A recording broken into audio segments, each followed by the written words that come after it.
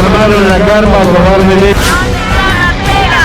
¿Dónde está? 2 años que espera la apertura, cuestiones burocráticas. Hay previsibilidad, yo sé que no se está cayendo. Pero que se haga justicia. De ataque al bolsillo de la clase trabajadora. Con los 4 tipos penales que yo le dije, que cuadran. Infomedia24.com.ar.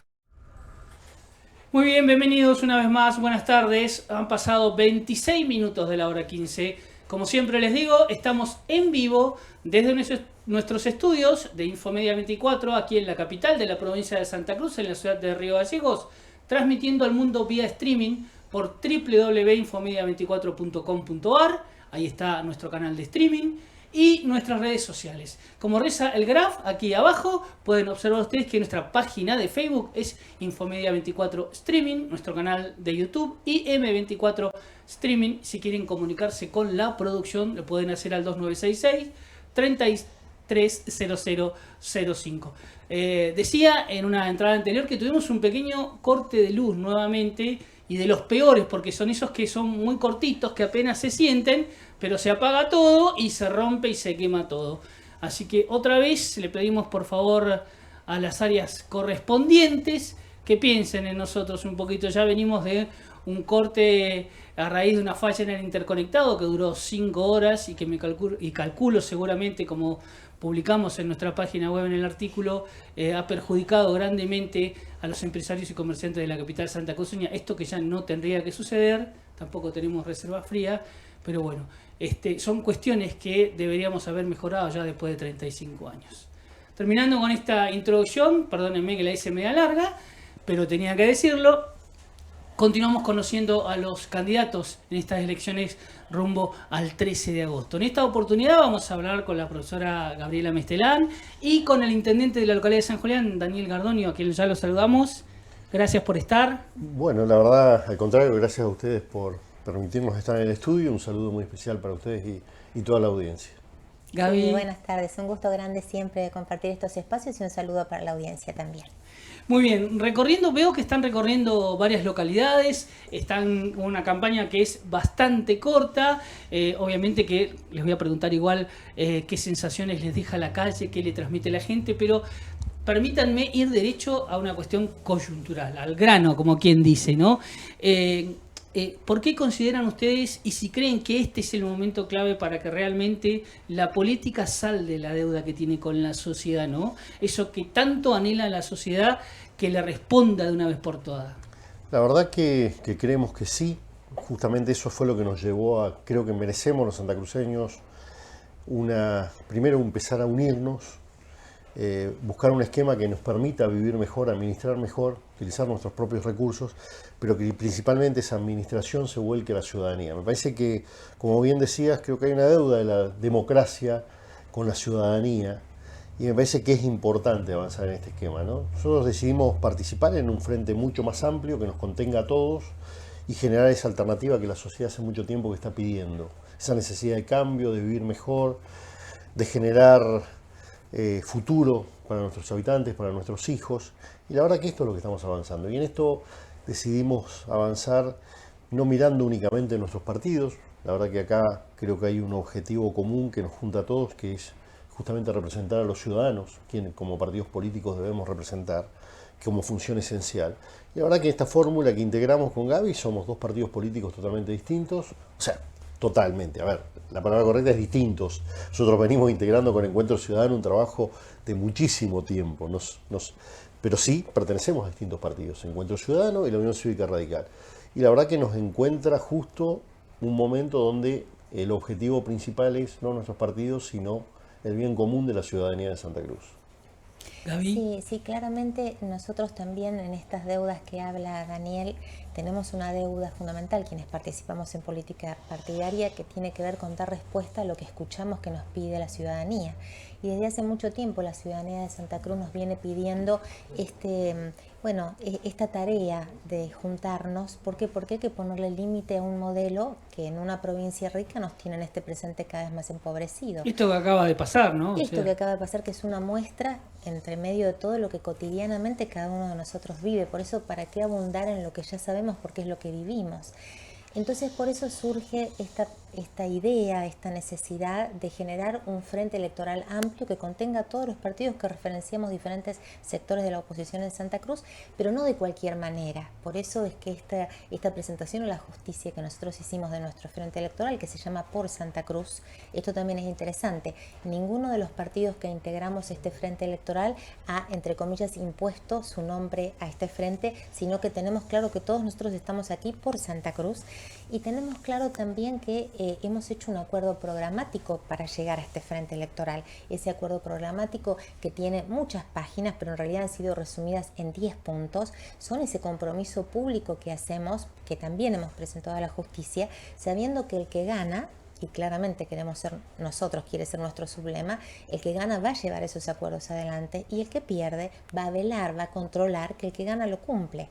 Amén, bueno, de la importancia de que la ciudadanía, bueno, no solo vaya a votar, sino que también juntos nos hagamos cargo de controlar qué es lo que hace aquel que gana, porque, bueno, estamos tan bien como estamos, porque el gobierno abusó de la confianza ciudadana que claramente los ha votado para hacer con la confianza ciudadana lo que quiso. Y por eso nosotros estamos dispuestos a ponerle fin a esto y a también, bueno, encarar de otra manera la democracia que la ciudadanía nos encarga o nos delega a la hora de votar y de participar. ¿Será que el gobierno actual y sus candidatos entienden que está a punto de terminarse esto, de que realmente la ciudadanía está cansada? Porque creo yo, y lo voy a decir yo, no sé si lo van a decir ustedes, lo van a reconocer, están haciendo una campaña bastante sucia, podríamos decir, más allá de que a todas luces todos sabemos que están haciendo también una campaña con el erario público, ¿no? Con los medios, con la plata del Estado, pero hay por ahí videos y cosas que dicen a la gente o pretenden llegar con un mensaje de que ustedes le suman a otro candidato. No los ven como un sublema propio, que permítame decirle, ¿no? Muchísimos colegas hablan de que un binomio tremendo, ¿no? Gaby Mestelán, Daniel Gardonio, gente que tiene un reconocimiento, Daniel por su gestión en la Intendencia, cuando estaba en la legislatura, usted también ha sido diputada mandato cumplido, me parece que hay una sensación, ¿no?, que los está poniendo nerviosos. Sí, mira, para mí hay algunos signos que creo que como ciudadanos tenemos que mirar. Primero, que lo anónimo nunca es bueno. Cada vez que hay algo anónimo hay que desconfiar. Cuando hay algo que busca ensuciar, hay que desconfiar. Y nosotros, bueno, con Daniel tenemos no solo la enorme tranquilidad, tenemos la única garantía que podemos ofrecer, que es cómo hemos ejercido y cómo ejercemos. De hecho, Daniel es un intendente en ejercicio de sus funciones que está en uso de licencia para hacer campaña. Yo me pregunto cuántos de los candidatos haciendo campaña están en uso de la licencia, que es lo que manda la ley. Entonces digo, esta es la garantía que nosotros tenemos para ofrecer. Y por otro lado también, a mí me parece esto, hay muchos sectores que en este momento buscan ensuciar o embarrar la cancha, que claramente hace rato perdieron no solo la escucha de la sociedad en la que habitan, sino que perdieron el interés por los ciudadanos para los que tienen que trabajar. Y nosotros ahí entendemos que la política o sirve al bien común o sirve a los privilegios. Nosotros siempre hemos entendido que la política o que la función pública tiene que ayudar a recuperar el bien común y que la función pública no es un lugar para quedarse a vivir, es un lugar de paso. Y por eso, bueno, Daniel primero fue 2 veces intendente, después volvió a su emprendimiento privado, después volvió y fue diputado, ahora es intendente. Su gente lo votó y su gente lo valida en el lugar en el que está. Yo he sido 2 veces diputada provincial, cuando perdimos todo volví a mi trabajo. Digamos, nosotros entendemos que esto es ser funcionario público, es ser un vecino más, un ciudadano más de esta provincia, que en algún momento, por la confianza de la gente, uno asume la función pública. ¿Para qué? Para hacer algo lo mejor que uno pueda en beneficio de todos y después volver al lugar donde uno estaba, que es el lugar donde estamos. Así que bueno, a mí me parece eso, que hay mucha, esto, lo anónimo nunca es bueno y desconfiemos de todo lo que nos llega así. Aclarado esto, vamos a ir a cuestiones importantes, temas que son realmente de interés. Algo muy latente ahora por estos días. Acaba Bueno, hace unas semanas atrás el gobierno provincial acaba de hacer efectivo este bono extraordinario, ¿no? Que le pagó a los empleados de la Administración Pública Central, que en su decreto dice para todos los empleados de la Administración Pública, para todos los empleados del Estado. Los municipios del interior, cada uno tuvo que salir a hacerse cargo a su manera, pedir adelanto de coparticipación, endeudarse, sacar préstamos para poder afrontar esta situación. Primero, su análisis sobre este hecho, que es hacer campaña con el bolsillo, primero que nada, así lo analizo yo, y después lo que significa para los municipios que tienen que llevar adelante esta carga, ¿no?, económica. La verdad que, por un lado, la irregularidad de anunciar un bono en un momento electoral, ¿no? Eso sí es plenamente utilizar el beneficio de la función pública en pos de un beneficio propio, valga la redundancia. La verdad que para los municipios es muy complejo tomar un crédito a devolver en 3 meses y tener que... Nosotros tomamos una determinación en San Julián, nosotros no vamos a poder a llevar adelante el bono, pero no por una cuestión de que decir, no compartir que la gente necesita una mejora. Porque la verdad que nosotros venimos trabajando. San Julián es un municipio que permanentemente cumple con las obligaciones de los empleados y da aumentos permanentemente, inclusive diría casi de los más altos de la provincia, sin ningún tipo de aporte del gobierno provincial, ni para el financiamiento de los salarios, ni para la obra pública. O sea, San Julián es un pueblo, podríamos decir, castigado, si se quiere decir, simplemente por ser de otro color político. Acá, lamentablemente, en estas provincias, por eso decimos, y en ese documento que se firmó y se presentó en la justicia, en ese acuerdo para la constitución del Frente, se habla de la modificación de una ley de coparticipación, para que los fondos de los santacruceños sean distribuidos equitativamente entre todos los habitantes de la provincia y no habitantes ciudadanos de primera y de segunda. Pero nosotros permanentemente venimos dando los aumentos. Y lo que decidimos es, cuando salió este bono, que lo veíamos como una medida meramente electoral, donde se dice que no se puede avanzar, demagógica, sí. No se puede avanzar con la cuestión salarial de los docentes, no se puede discutir una paritaria, pero de golpe aparecen varios millones para poder avanzar en un bono en un momento electoral. La verdad, por un lado, por el lado de la gente, lo vemos muy bien, que se le dé un poco de oxígeno en un momento donde la gente vive tan difícil. Nosotros lo que queremos ir es en el camino de continuar con esos aumentos permanentes que lleven tranquilidad y por lo menos mayor previsión a la gente. Entonces lo que vamos a hacer es, en el aumento que teníamos proyectado para el mes de agosto, después de las elecciones, para que no se mezclen estas cuestiones, vamos a analizar y vamos a conversar con los distintos gremios, a ver si podemos avanzar en un par de puntos más de lo acordado o de lo que veníamos hablando, para dar algo en compensación con lo que recibieron otros ciudadanos en otras localidades, pero sin que esto sea comprometer a futuro las arcas del municipio y no poder después sostener el aumento de salario. Lo trasladaría en algunos puntos de aumentos, digamos, al básico. Nosotros venimos de dar, hace 2 años dimos el 86,5% de incremento en el acumulado anual, el año pasado hicimos 99,5% acumulado anual, en lo que va de este año llevamos el 54%, siempre buscando esos golpes de impacto de que no sea dividido en 10 cuotas, sino que sea un golpe fuerte. Nosotros dimos, por ejemplo, 30 puntos en el mes de noviembre, volvimos a dar 30 puntos directos en el mes de marzo y 2 cuotas de 11, la última se está cobrando a fin de ahora. Justamente mañana se pagan salarios en el municipio de San Julián, así que mañana se van a abonar con un 11% más. Y ahora seguramente planificaremos el segundo semestre, donde tenemos que buscar una forma de que impacte por lo menos una cifra casi, te diría, similar, pensando en la inflación que tenemos. Y no digo para ganarle, porque tampoco quiero mentirle a Qué bueno, a la sociedad, intendente, simplemente... qué bueno que pueda llevar adelante esto, ¿no? Ahora, ¿qué pasa con los municipios el municipio de Río Turbio ya anunció que va a tomar deuda, 60 millones de pesos? Pasa que tomar deuda, usted imagínese que, se lo voy a hacer bien gráfico, el municipio de San Julián en todo concepto de coparticipación ingresan 151 millones de pesos. Un poquito puede ser, este mes seguramente va a ser un poco más porque la inflación viene levantando.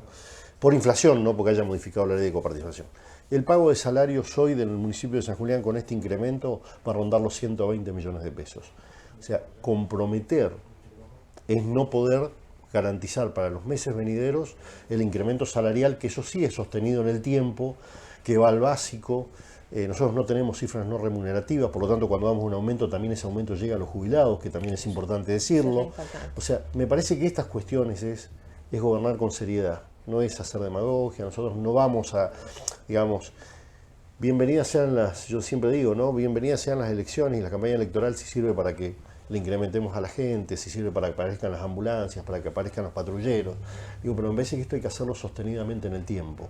Y este es el trabajo que venimos realizando, y la verdad que lo venimos realizando en San Julián en conjunto con los distintos sectores gremiales, tanto con SUEDEN como con NATE, porque el diálogo es permanente, y nos podremos a veces poner de acuerdo o no, pero venimos sosteniendo un diálogo permanente, tal es así que en tres periodos de gestión, jamás en el municipio de San Julián hubo un día de paro, porque no hubo necesidad de una medida de fuerza, porque el diálogo nunca se cortó, que me parece que esto es importante.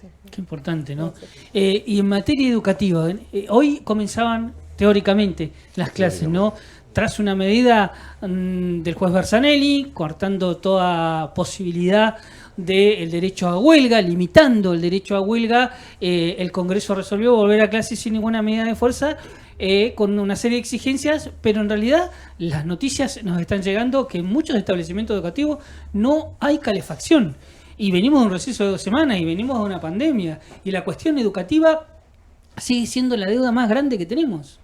Sin lugar a dudas, es la deuda más grande, es la pelea más irracional. Que compromete el futuro encima. Pero totalmente, que ya ha comprometido generaciones. Porque en realidad lo que hay que decir es que en Santa Cruz, desde el año 2007 a la fecha, venimos con una situación absolutamente irregular respecto del panorama educativo, que estamos asistiendo a un drama educativo y que hay absoluta claridad de que no hay voluntad política de resolver nada.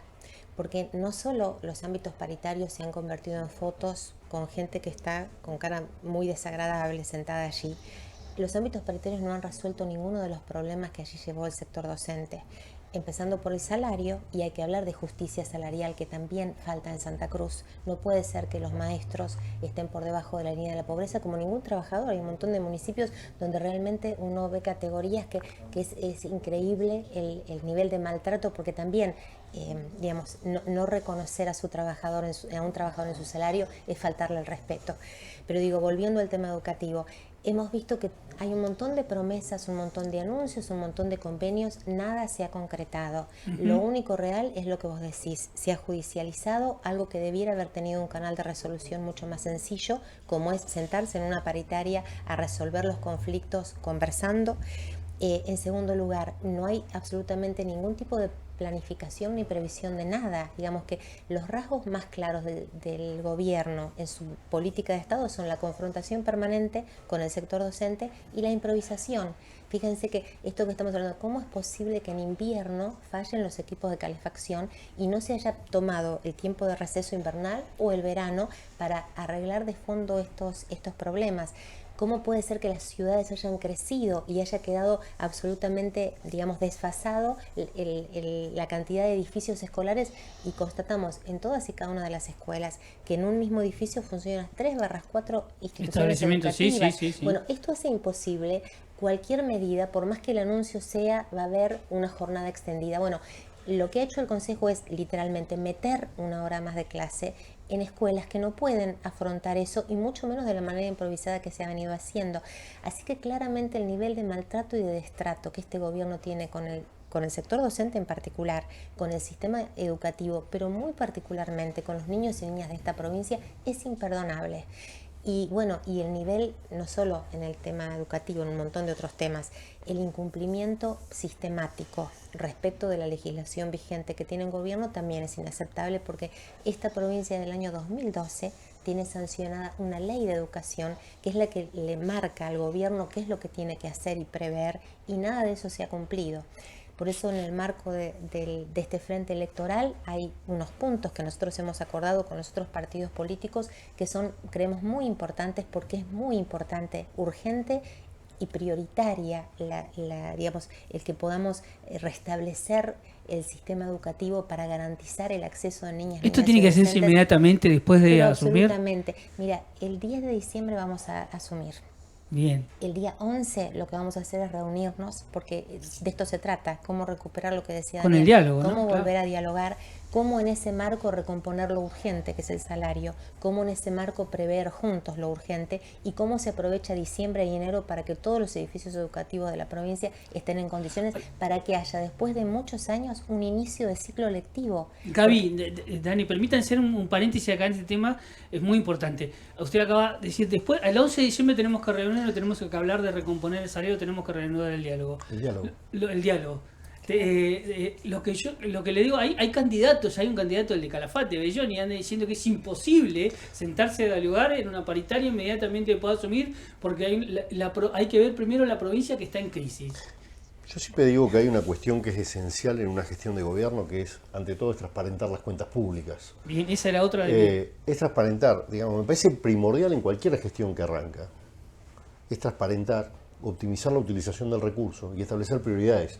Por eso, la verdad, nosotros decimos, hay que sentarse a dialogar, con números arriba de la mesa, con claridad, clarificando también a los sectores gremiales cuál es la realidad que encontramos en Santa Cruz y ver cómo podemos avanzar. Esto se va a hacer en caso de que lleguen ustedes, van a mostrar cómo está la situación. Hay que hacerlo. O sea, yo lo digo porque lo hice en mi gestión, porque fue la forma. A mí me tocó hacerme cargo en un municipio que me hice cargo 6 meses antes, estoy hablando de hace mucho tiempo atrás, en la primera, y se debían 3 meses de salario. Lo que tengo que hacer es tomar medidas, establecer prioridades, que es fundamental en una gestión de gobierno, entender cuál es lo inmediato y urgente que hay que resolver, porque nadie puede decir que se asume el 10 y el 12 está todo resuelto. Acá hay que establecer prioridades para corregir un montón de falencias que uno va viendo a medida que va recorriendo la provincia, más allá de que algunas nos atraviesan a todos.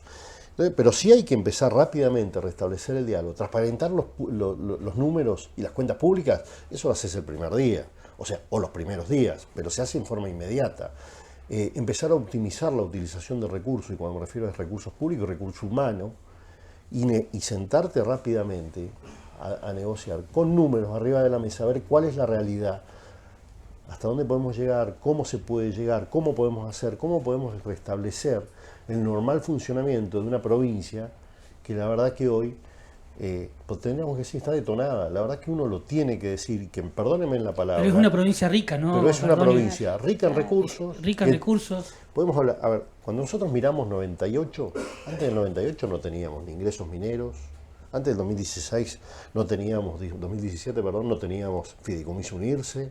Y hoy parece que todo funciona a través del Fideicomiso Unirse. La provincia resulta que de cada 100 pesos que recauda, 11 distribuye a 15 municipios y 5 comisiones de fomento, y los otros, el 89% restante, no alcanza para funcionar absolutamente nada, porque no soluciona y no funciona absolutamente nada en esta provincia. Y no hablamos de que la tributación minera se la queda al 100% la provincia, que el unirse lo queda a la provincia, que los recursos pesqueros tampoco son coparticipables. Todo esto hay que legislarlo de vuelta. Tenemos que avanzar sobre una ley de coparticipación que avance para los municipios, que distribuya equitativamente, como te decía antes, teniendo en cuenta que los municipios son el lugar, el municipio, el Consejo Deliberante, es la caja de resonancia de las problemáticas que tiene el ciudadano en cada una de las localidades y donde tiene que haber herramientas para brindar solución. Entonces esto es fundamental. Entonces tenemos que avanzar sobre estas cuestiones. Necesitamos trabajar sobre un sistema acorde que nos dé claridad al docente o a todos los niveles de la educación, cuál va a ser la inversión que el Estado va a hacer en cuanto a la necesidad de educación. O sea, lo que ustedes decían, yo recién miraba hace 2 días atrás un comunicado que salía en páginas oficiales donde decía que había una gran cantidad de empresas que habían sido contratadas por el Consejo de Educación para solucionar la problemática de los edificios escolares. La verdad es que cuando recorro, cuando leo que en mi zona prácticamente no había problemática, y que iban a viajar a una localidad también de la zona centro, a Puerto Santa Cruz, así dice el comunicado. Resulta que hoy, que tenían que haber iniciado las clases, ya ayer había un comunicado diciendo que había determinados sectores de determinadas escuelas que no funcionaban los equipos de calefacción. O sea, esto falta. ¿Y sabe qué es lo peor? Inversión. Cuando uno va recorriendo, perdóname que te corté, pero la verdad que cuando uno va recorriendo, va viendo esto en todos los ámbitos de la vida, porque cuando vos vas y recorres las calles de las localidades, vos decís, el 40% de la sociedad no tiene red de gas, la verdad que vivimos como vivimos, 330.000 habitantes, es tremenda, es la situación a la que nos han llevado 32 años de una gestión que hoy, valga la redundancia, no tiene, un gobierno que no tiene gestión, la verdad que creo que hay mucho para hacer y mucho trabajo que tenemos que hacer en conjunto. Sí, y en eso también, porque vos decís, bueno, ¿qué pasa entre asumir un gobierno y que las leyes que uno espera que se mejoren y que se puedan debatir, digamos, recuperar el debate público en la Cámara de Diputados, va a llegar un tiempo? Ahora, ya abandonar la política de confrontación hace la diferencia. Esto es decir, bueno, a ver, basta de confrontar con el sector docente, nos sentamos con el sector docente. Transparentar, esto es, te saca de ese lugar que estamos acostumbrados, nos hemos acostumbrado a que la discrecionalidad y la arbitrariedad en el manejo de los fondos públicos sea lo habitual. Bueno, transparentar es una manera de quebrar esta lógica instalada.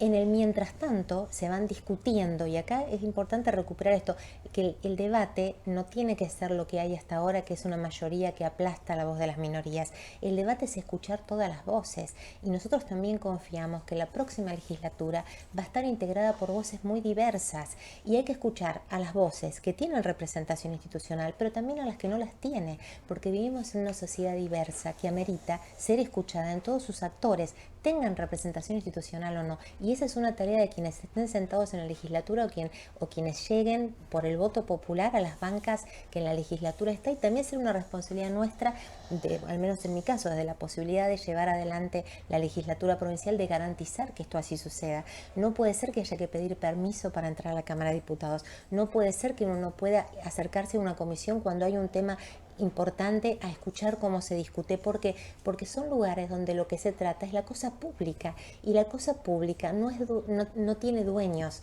Quienes somos los, entre comillas, dueños de las cuestiones públicas somos los ciudadanos que habitamos una provincia, no el gobierno de turno. Se me está anticipando acá lo que le quería preguntar. ¿Esta es la imagen de la legislatura que usted se hace? ¿Una legislatura de puertas abiertas?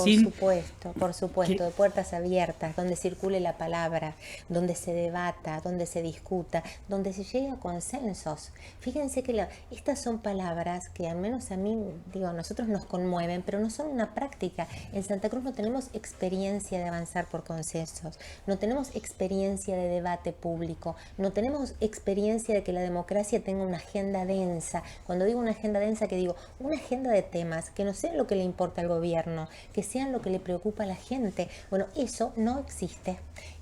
Y esta ha sido también nuestra experiencia. Yo fui legisladora provincial entre el año 2007 y 2011. Después volví a mi trabajo, después fui nuevamente legisladora provincial del 2015 al 2019. Y ese fue el periodo que compartimos con Daniel. La innumerable cantidad de proyectos que hemos presentado. ¿Y qué es un proyecto de ley? No es convertir una provincia en Leguleya, es ¿para qué sirve la ley? Primero, para poner foco y luz en temas que son importantes, y después un proyecto es una idea de cómo resolveríamos un problema que es muy acuciante para la ciudadanía. Bueno, hay innumerable cantidad de proyectos, ninguno ha sido ni siquiera tratado seriamente. Es más, la mayoría de los proyectos son enviados a comisiones, es la experiencia que está haciendo nuestro Sin manejo, el aporte Oliva, solidario, por ejemplo. El aporte solidario, en el acuerdo programático ustedes lo tienen. También. La derogación del aporte solidario, y es más, no hubo ni siquiera quórum en la comisión para escuchar a la vocal de los pasivos que vino a hablar a esa comisión. Entonces digo, esta falta de respeto sistemática y permanente a la ciudadanía de Santa Cruz es inaceptable, y nosotros creemos que todo eso es lo que hay que revertir, y creemos que es absolutamente posible en el gobierno que venga y con el gobierno que venga. Bien, Daniel, permítame repreguntar esto que señaló sobre la transparencia del manejo de los fondos públicos, y esto que por ahí es interesante decir, ¿no? Apenas se asume, se muestran cómo están las cuentas, mostrar cómo está la situación y accionar. ¿Se va a accionar donde se vea que se ha incurrido en un delito? Por supuesto, porque es una obligación. Una de las obligaciones del funcionario público es denunciar cuando se comprueba un delito. Si no, obviamente sos cómplice y también lo estás cometiendo. Esta es una de las funciones esenciales. Y me parece que la forma de transparentar es que la sociedad de Santa Cruz sepa absolutamente cuánto es el nivel que ingresa, cuántos son los fondos que se distribuyen, cuántos fondos maneja la provincia de Santa Cruz en cada uno de los distintos niveles de ingreso, qué cantidad de personal tenemos, cuántos jubilados realmente se abonan a fin de mes. Me parece que el acceso a la información pública es muy importante, porque justamente estamos manejando fondos públicos. Hay que entender que cuando te toca ser servidor público, como la palabra lo dice, estás al servicio de una comunidad y estás simplemente administrando los recursos de una comunidad o de una provincia. No sos el dueño, sos simplemente un administrador que la gente te pone y te saca. Entonces me parece que hay que entender esto. Por eso la importancia también, que Gabriela siempre insiste con esto, no a la reelección indefinida, porque esto también genera, lamentablemente, mucho daño cuando alguien se cree que se puede quedar eternamente en el Estado y que es el propietario del Estado. El Estado es de cada uno de los ciudadanos y a quienes son elegidos simplemente son administradores de esos bienes públicos. Hablando de la administración de los fondos públicos, hoy los vocales por la Caja de Servicios Sociales, tanto el vocal de activo como el pasivo, enviaron un comunicado de prensa a los medios señalando que están pensando seriamente en tomar acciones judiciales con aquellos municipios que no están haciendo los aportes como corresponde, ¿no? Seguramente hay municipios que no cuentan con los fondos porque no se le liquidan los fondos, porque no se le transfieren los fondos, pero por ejemplo yo lo veo acá al intendente Erazo que gasta millones en espectáculos públicos, o sea, la política, esa política barata, ¿no? Te vendo los espejitos de colores como que nos tratan como, realmente siento que nos tratan como indios, ¿no? Creyendo que con ese tipo de cosas, o sea, si puede gastar millones en eso, puede hacer frente a la deuda que tiene ante la obra social, ante la caja de previsión. Seguramente algunos municipios deberán afrontarlo de otra manera, pero si yo estoy derrochando la plata y la ve todo el mundo, o sea, ¿dónde están las prioridades? Eso justamente es establecer prioridades, empezar a planificar una gestión de gobierno. A ver, yo siempre digo, y acá lamentablemente tengo que ser reiterativo con algo, necesitamos avanzar en esa ley de coparticipación que la gobernadora anunció 2015-2019 Sí. en el inicio del periodo de sesiones. 2 veces. Lamentablemente nunca estuvo la decisión política, ni en la Cámara de Diputados ni por parte del Ejecutivo, de enviar un proyecto de ley que pueda avanzar en esta discusión que se tiene que dar entre todos los diputados y todos los intendentes para buscar un punto de acuerdo en esta nueva ley de coparticipación, donde la provincia inclusive, en el anuncio, la gobernadora dijo ceder algún punto más de la provincia y hacer coparticipable las regalías mineras o la recaudación minera, algo que nunca se avanzó.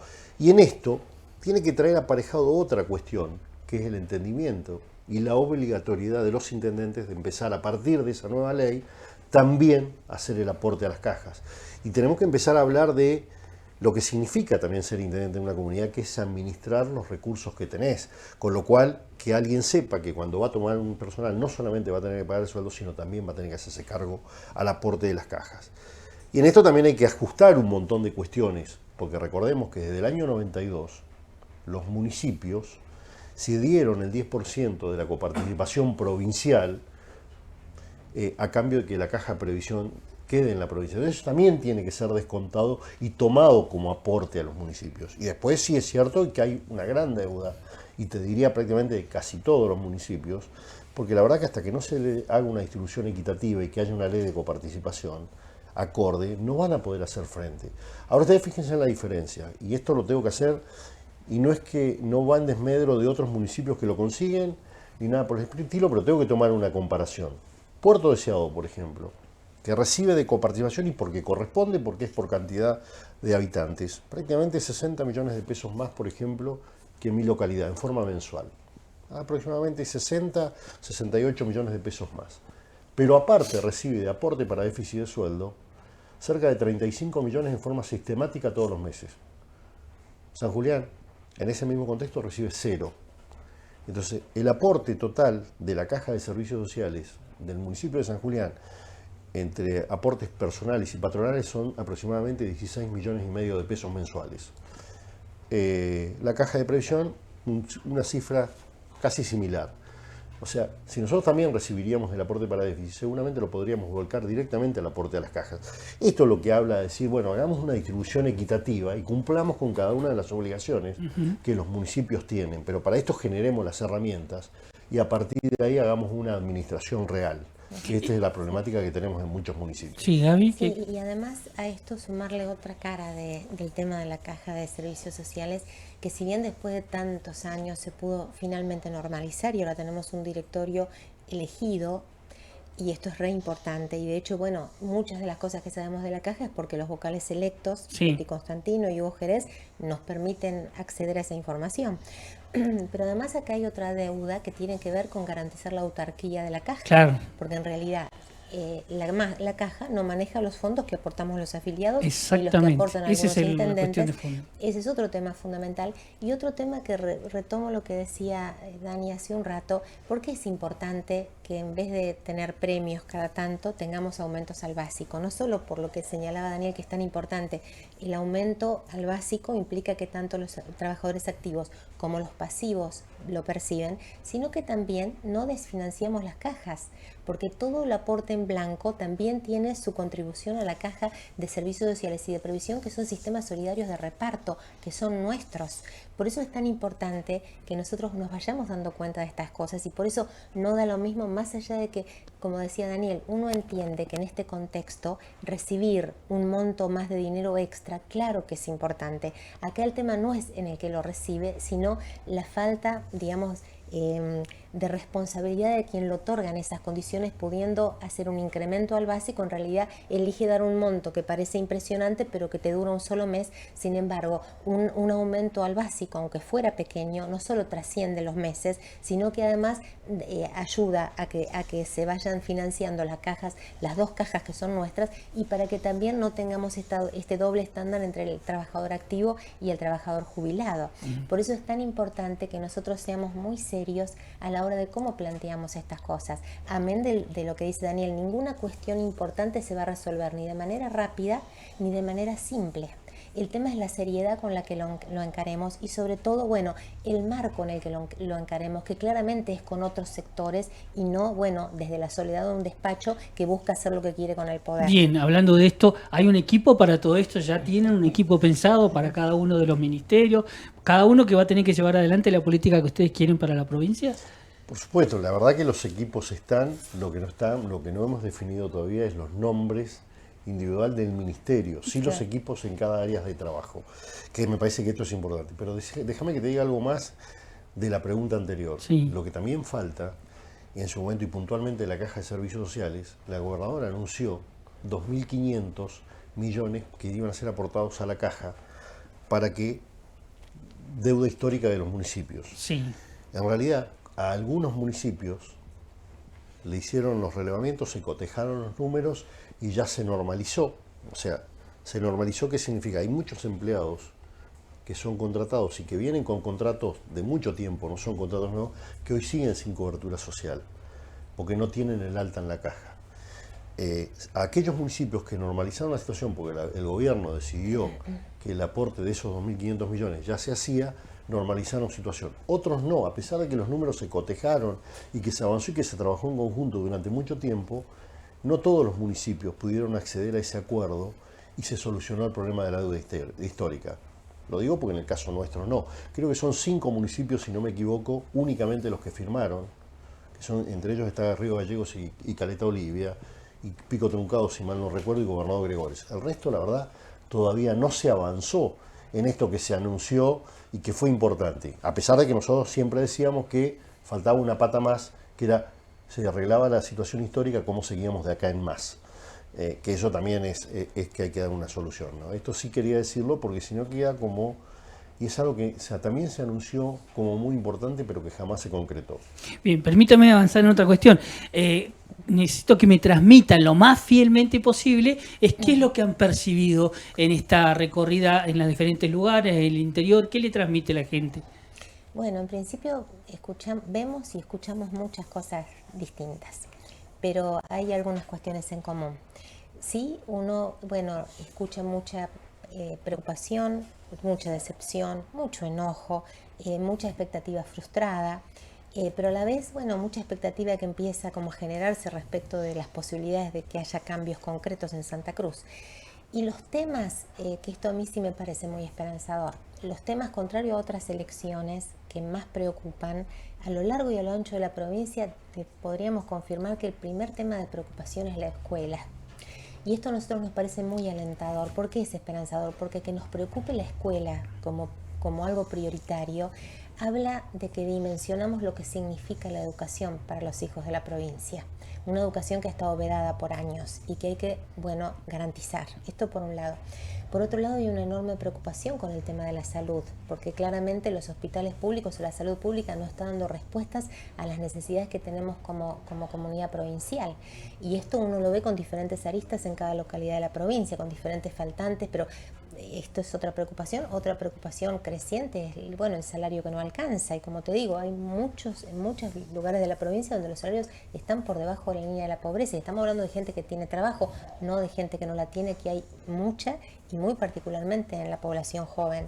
Dentro del ámbito de la salud, una preocupación también que atraviesa es el tema de la falta de especialistas, la falta de, digamos, de garantía, pero también, por ejemplo, la falta de abordaje en una problemática muy preocupante como es la salud mental.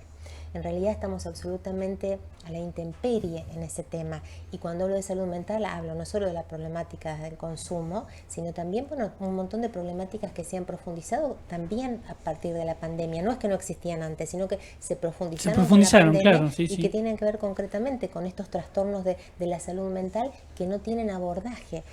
Y después, bueno, claramente el tema productivo.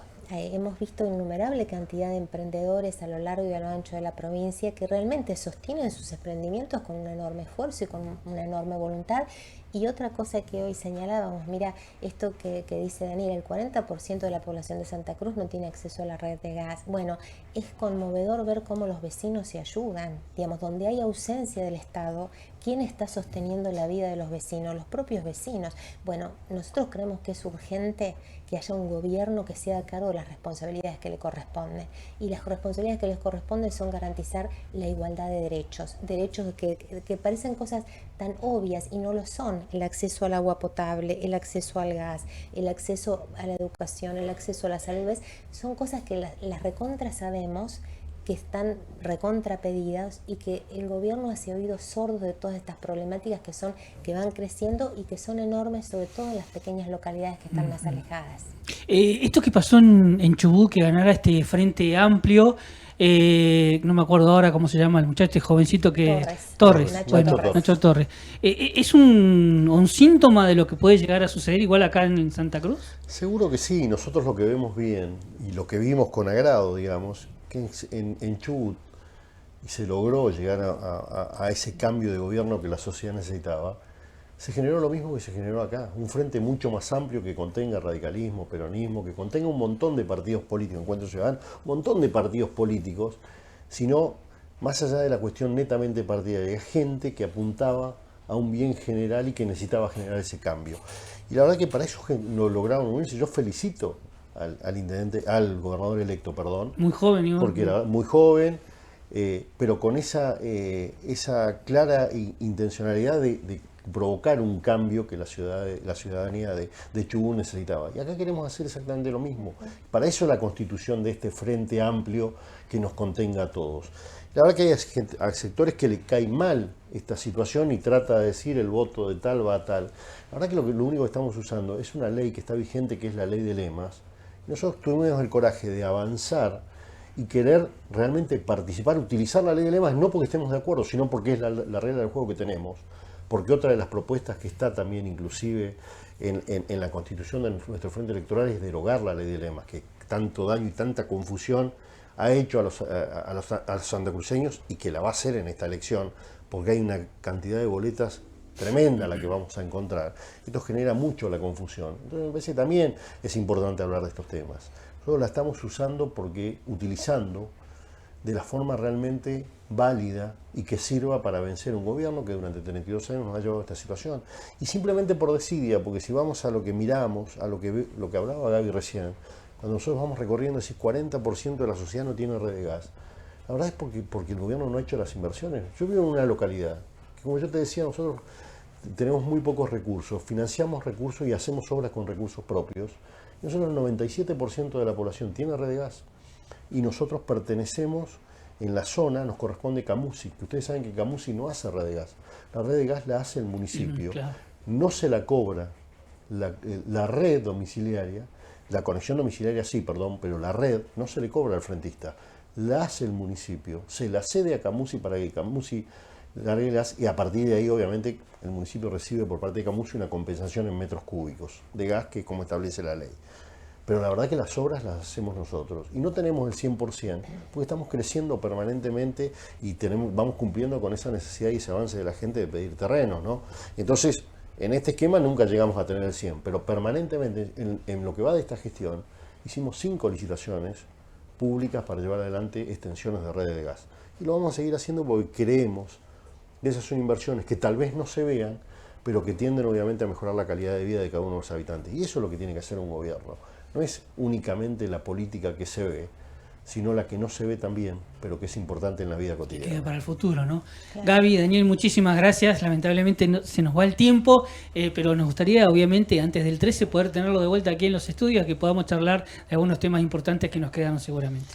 Bueno, la verdad que gracias, te agradecemos este momento, compartirlo con ustedes. Un saludo nuevamente para ustedes y para la audiencia, y seguramente estaremos cuando creas que sea necesario, porque voy a estar mucho tiempo en Gallegos, por lo menos hasta cerca del 13. Muy bien, muchas gracias, Gaby. Muchísimas gracias, un saludo afectuoso a todos los que nos ven. Así que gracias, Juan Carlos. Muy bien, a la audiencia de Infomedia 24 le decimos que se quede en la continuidad informativa. Si no me equivoco, ya está nuestro próximo invitado aquí en el estudio. En minutos nada más volvemos con estos flashes informativos y el pulso de la campaña yendo a las elecciones del próximo 13.